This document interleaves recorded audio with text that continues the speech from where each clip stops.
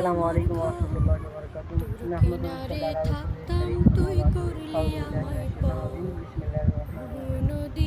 সম্মানিত দর্শক, আপনারা যারা আমার এই ভিডিওটি দেখতেছেন দেশ এবং দেশের বাইরে থেকে, সকলকে আমার অন্তরস্থল থেকে শুভেচ্ছা ও মোবারকবাদ।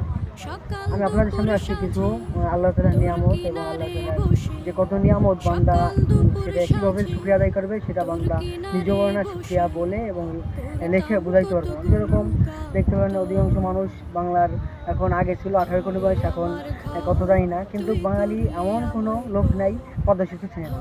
পদ্মা সেতু নদী এমন কেউ চিনে না যেটা পদ্মা সেতুর বিষয়ে আমি যদি বলে থাকি। পদ্মা সেতু এরকম আছে, ধরেন এখান থেকে বাংলার বিভিন্ন অঞ্চল থেকে এই পদ্মা সেতু মানুষ মাছ ধরে। এই যে মাছ ধরে যেন কথা এখানে আল্লাহ তাআলা এত অগণিত নিয়ামত দিচ্ছে, যারা আপনি পদ্মা সেতু দেখে এবং ভিতরে যত মাছ আছে এটা আপনার গুণিয়ে শেষ করতে পারবেন না। প্রতি হাজার হাজার প্রতিদিন কত মাছ হচ্ছে হিসাব ছাড়া।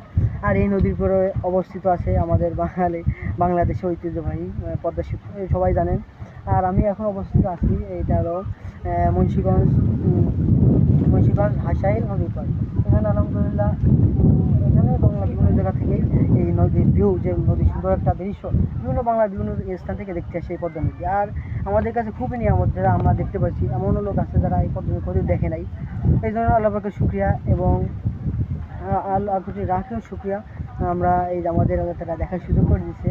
আর সবার কাছে একটা দোয়া থাকবে, আমার ভিডিও যারা দেখতে পাচ্ছেন একটা লাইক কমেন্ট শেয়ার করবেন, এই বলে আপনাদের মাঝে আজকেরা এই বন্ধুকে আমার ভিডিও শেষ করে দিই।